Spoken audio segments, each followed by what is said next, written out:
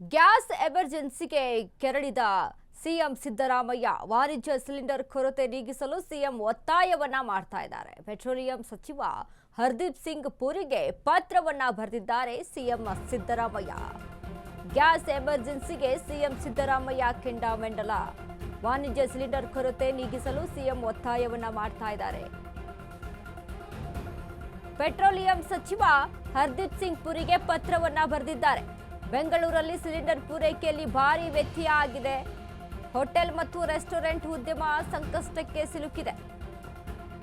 ಲಕ್ಷಾಂತರ ಜನರಿಗೆ ನಿತ್ಯ ಆಹಾರ ಒದಗಿಸುವ ಹೋಟೆಲ್ ಬಂದ್ ಆಗಿದ್ದಾವೆ. ರೆಸ್ಟೋರೆಂಟ್ಸ್, ಮೆಸ್, ಕ್ಯಾಟರಿಂಗ್ಗಳು ಕಂಗಾಲಾಗಿವೆ.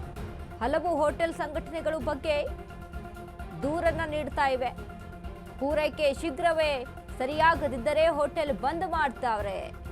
ತಾತ್ಕಾಲಿಕವಾಗಿ ಮುಚ್ಚಬೇಕಾದ ಪರಿಸ್ಥಿತಿ ಬರಬಹುದು. ಸಮರ್ಪಕ ಗ್ಯಾಸ್ ಪೂರೈಕೆಯಲ್ಲಿ ವ್ಯತ್ಯಾಸ ಆಗ್ತಾ ಇದೆ. ಕೇಂದ್ರ ಸರ್ಕಾರಕ್ಕೆ ಪತ್ರ ಬರೆದು ಮನವಿಯನ್ನ ಮಾಡಿಕೊಂಡಿದ್ದಾರೆ ಸಿದ್ದರಾಮಯ್ಯ. ಗ್ಯಾಸ್ ಎಮರ್ಜೆನ್ಸಿಗೆ ಸಿಎಂ ಸಿದ್ದರಾಮಯ್ಯ ಕೆರಳಿದ್ದಾರೆ. ವಾಣಿಜ್ಯ ಸಿಲಿಂಡರ್ ಕೊರತೆ ನೀಗಿಸಲು ಸಿಎಂ ಒತ್ತಾಯವನ್ನ ಮಾಡ್ತಾ ಇರುವಂತದ್ದು. ಪೆಟ್ರೋಲಿಯಂ ಸಚಿವ ಹರ್ದೀಪ್ ಸಿಂಗ್ ಪುರಿಗೆ ಪತ್ರವನ್ನ ಬರೆದು ಮನವಿಯನ್ನ ಮಾಡಿಕೊಂಡಿದ್ದಾರೆ. ಬೆಂಗಳೂರಲ್ಲೂ ಸಹಿತ ಸಿಲಿಂಡರ್ ಪೂರೈಕೆ ಭಾರಿ ವ್ಯತ್ಯಯ ಕಾಣಿಸ್ತಾ ಇದೆ. ಇದರಿಂದ ಹೋಟೆಲ್ ಮಾಲೀಕರು, ರೆಸ್ಟೋರೆಂಟ್ ಉದ್ಯಮದವರು ಎಲ್ಲರೂ ಸಹಿತ ಸಂಕಷ್ಟಕ್ಕೆ ಸಿಲುಕಾಗಿದೆ. ಲಕ್ಷಾಂತರ ಜನರಿಗೆ ನಿತ್ಯ ಆಹಾರ ಒದಗಿಸುವಂತಹ ಹೋಟೆಲ್, ರೆಸ್ಟೋರೆಂಟ್, ಮೆಸ್ಗಳು ಎಲ್ಲವೂ ಕೂಡ ಕಂಗಾಲಾಗಿದ್ದಾರೆ. ಸೊ ಹೀಗಾಗಿ ಬೇಗನೆ ಈ ಸಮಸ್ಯೆಯನ್ನ ಬಗೆಹರಿಸಿಕೊಳ್ಳಿ ಅಂತ ಸಿಎಂ ಸಿದ್ದರಾಮಯ್ಯ ಪೆಟ್ರೋಲಿಯಂ ಸಚಿವ ಹರ್ದೀಪ್ ಸಿಂಗ್ ಪುರಿಗೆ ಪತ್ರವನ್ನ ಬರೆದಿದ್ದಾರೆ. ತಾತ್ಕಾಲಿಕವಾಗಿ ಮುಚ್ಚಬೇಕಾದ ಪರಿಸ್ಥಿತಿ ಬರುತ್ತೆ ಹೋಟೆಲ್ಗಳನ್ನ. ಸಮರ್ಪಕ ಗ್ಯಾಸ್ ಪೂರೈಕೆಗೆ ಸಿದ್ದರಾಮಯ್ಯ ಮನವಿಯನ್ನ ಮಾಡಿಕೊಂಡಿರುವಂಥದ್ದು. ನೋಡಿ, ಎಲ್ಲೆಡೆ ಸಹಿತ ಇದೀಗ ಗ್ಯಾಸಿನ ಎಮರ್ಜೆನ್ಸಿ ಆಗಿರೋದ್ರಿಂದ ಎಲ್ಲೆಡೆ ಸಹಿತ ಗ್ಯಾಸ್ನ ಪೂರೈಕೆ ಆಗ್ತಾ ಇಲ್ಲ. ಅದರಲ್ಲೂ ಕಮರ್ಷಿಯಲ್ ಸಿಲಿಂಡರ್ ಅನ್ನೋಂಥದ್ದು ಈಗ ಹೋಟೆಲ್ಗಳಿಗೆ ಅಥವಾ ಈ ರೆಸ್ಟೋರೆಂಟ್ಗಳಿಗೆ ಇವುಗಳೆಲ್ಲ ಅಂದರೆ ಬೇಸಿಕ್ ಈಗ ಹೋಟೆಲ್ಗಳಿಗೆ ಮುಖ್ಯವಾಗಿ ಬೇಕಾದಂತೆ ಗ್ಯಾಸ್ ಅಲ್ವಾ. ಈಗಲೇ ಎಷ್ಟೋ ಜನ ಈ ಸೌದೆಯಲ್ಲಿ ಅಡುಗೆಯನ್ನು ರೆಡಿ ಮಾಡ್ತಾ ಇದ್ದಾರೆ. ಎಷ್ಟೋ ಹೋಟೆಲ್ಗಳಲ್ಲಿ ಇಲ್ಲಿ ನೋಡ್ತಾ ಇದ್ದೀವಿ ನಾವು. ಅಂದರೆ ಅಂಥ ಪರಿಸ್ಥಿತಿ ಈಗ ಒದಗಿರುವಂಥದ್ದು. ಬಟ್ ಈ ವ್ಯವಸ್ಥೆ ಎಲ್ಲ ಹೋಟೆಲ್ಗಳಲ್ಲೂ ಸಹಿತ ಕಾಣಿಸೋದಿಲ್ಲ. ಬಟ್ ಕೆಲವೊಂದು ಹೋಟೆಲ್ಗಳು ಪೂರ್ತಿಯಾಗಿ ಗ್ಯಾಸ್ ಸಿಲಿಂಡರ್ ಮೇಲೇ ಅವಲಂಬಿತವಾಗಿರುತ್ತೆ. ಹಾಗಾಗಿ ಹೋಟೆಲ್ಗಳು ಬಂದ್ ಮಾಡುವಂಥ ಪರಿಸ್ಥಿತಿ ಬರುತ್ತೆ ರಾಜ್ಯದಲ್ಲಿ. ಇದರಿಂದ ಆರ್ಥಿಕವಾಗಿ ರಾಜ್ಯಕ್ಕೂ ಸಹಿತ ಕಷ್ಟ. ಇನ್ನು ಅದ್ರ ಜೊತೆಗೆ ಎಷ್ಟೋ ಜನಗಳು ಸಹಿತ ಹೋಟೆಲ್ಗಳ ಮೇಲೆ ಡಿಪೆಂಡ್ ಆಗಿರ್ತಾರೆ.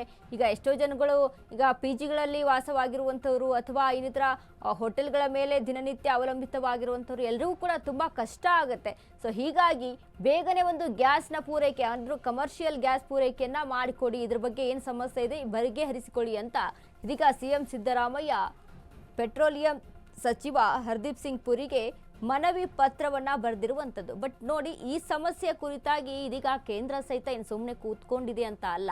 ಕೇಂದ್ರ ಸಹಿತ ಇದ್ರ ಬಗ್ಗೆ ಗಮನವನ್ನ ಹರಿಸಿ ಎಷ್ಟೋ ಅಂದರೆ ಹೇಗೆ ಈಗಾಗಲೇ ನೋಡಿ ಎಷ್ಟು ದೊಡ್ಡ ಮಟ್ಟದಲ್ಲಿ ಯುದ್ಧ ನಡೀತಾ ಇದೆ ಅನ್ನುವಂಥದ್ದು ಎಲ್ರಿಗೂ ಸಹಿತ ಗೊತ್ತು. ಯಾಕಂದರೆ ಇಸ್ರೇಲ್, ಅಮೆರಿಕ ಮತ್ತು ಇರಾನ್ ಯುದ್ಧ ಎಷ್ಟರ ಭೀಕರತೆಗೆ ಹೋಗಿ ತಲುಪಿದೆ ಅನ್ನುವಂಥದ್ದು ಎಲ್ರಿಗೂ ಸಹಿತ ಗೊತ್ತು. ಇದರಿಂದ ಅನಿಲ ಪೂರೈಕೆಯಲ್ಲಿ ವ್ಯತ್ಯಾಸ ಆಗ್ತಾ ಇದೆ. ಅನಿಲ ಪೂರೈಕೆ ಆಗ್ತಾ ಇಲ್ಲ. ಈಗ ಬೇರೆ ದೇಶಗಳೊಂದಿಗೆ ಇದನ್ನು ಪೂರೈಕೆ ಮಾಡ್ಕೊಳ್ಬೇಕು ಅಂತ ಅಂದರೆ ಅಷ್ಟರ ಮಟ್ಟಿಗೆ ಆಪ್ಷನ್ಗಳು ಈಗ ಒಂದು ದೇಶದಿಂದ ಮತ್ತೊಂದು ದೇಶದ ಜೊತೆ ಅಲ್ಲಿ ಒಪ್ಪಂದ ಮಾಡ್ಕೊಂಡು ಪೂರೈಕೆ ಮಾಡ್ಕೊಂಡು ಬಿಡಬೇಕು ಅಂತ ಅಂದರೆ ಒಂದು ದಿನದಲ್ಲಿ ಆಗುವಂಥ ಕೆಲಸ ಅಲ್ಲ ಅದು. ಯಾಕಂದರೆ ನಿರಂತರವಾಗಿ ಒಂದಿಷ್ಟು ಒಪ್ಪಂದಗಳಿರುತ್ತೆ ಒಂದು ದೇಶದ ಜೊತೆಗೆ. ಆ ಒಂದು ರೂಲ್ಸ್ ಆ್ಯಂಡ್ ರೆಗ್ಯುಲೇಷನ್ಸ್ಗಳಿರುತ್ತೆ. ಅದ್ರ ಬಗ್ಗೆ ಎಲ್ಲ ಗಮನವನ್ನು ಹರಿಸಬೇಕಾಗುತ್ತೆ ಒಬ್ಬ ಪ್ರಧಾನಿಯಾಗಿ. ಆ ಒಂದು ಕೆಲಸದಲ್ಲಿ ಕೂಡ ಇದೀಗ ಪ್ರಧಾನಿ ನರೇಂದ್ರ ಮೋದಿ ಅವರು ಸಹಿತ ಇದ್ರ ಬಗ್ಗೆ ಗಮನವನ್ನು ಹರಿಸಿದ್ದಾರೆ. ಇದ್ರ ಬಗ್ಗೆ ಸಭೆಯನ್ನ ಮಾಡ್ತಾ ಇದ್ದಾರೆ. ಇದ್ರ ಜೊತೆಗೆ ಇದ್ರ ಬಗ್ಗೆ ಈಗಾಗಲೇ ಇರಾನ್ ಮತ್ತು ಇಸ್ರೇಲ್, ಅಮೆರಿಕ ಜೊತೆ ಮಾತುಕತೆಯನ್ನು ನಡೆಸಿದ್ದಾರೆ ಅನ್ನುವಂಥ ಒಂದಿಷ್ಟು ಅಂದರೆ ಫೋನ್ ಮುಖಾಂತರ ಮಾತುಕತೆಯನ್ನು ನಡೆಸಿದ್ದಾರೆ ಅನ್ನುವಂಥ ಇನ್ಫಾರ್ಮೇಷನ್ ಒಂದು ಕಡೆ ಇರುವಂಥದ್ದು. ಸೊ ಹಾಗಾಗಿ ಈಗಾಗಲೇ ಪ್ರಧಾನಿ ನರೇಂದ್ರ ಮೋದಿ ಅವರು ಸಹಿತ ಇದ್ರ ಬಗ್ಗೆ ಗಮನವನ್ನು ಹರಿಸಿರುವಂಥದ್ದು. ಮುಂದಿನ ದಿನಗಳಲ್ಲಿ ಏನಾಗುತ್ತೆ, ಒಂದು ವೇಳೆ ಗ್ಯಾಸ್ನ ಪೂರೈಕೆ ಕಡಿಮೆ ಆದರೆ ಎಷ್ಟರ ಮಟ್ಟಿಗೆ ಇದರ ಒಂದು ಬಿಸಿ ತಟ್ಟುತ್ತೆ ಅನ್ನುವಂಥದ್ದು ಕಾದು ನೋಡಬೇಕಾಗಿದೆ.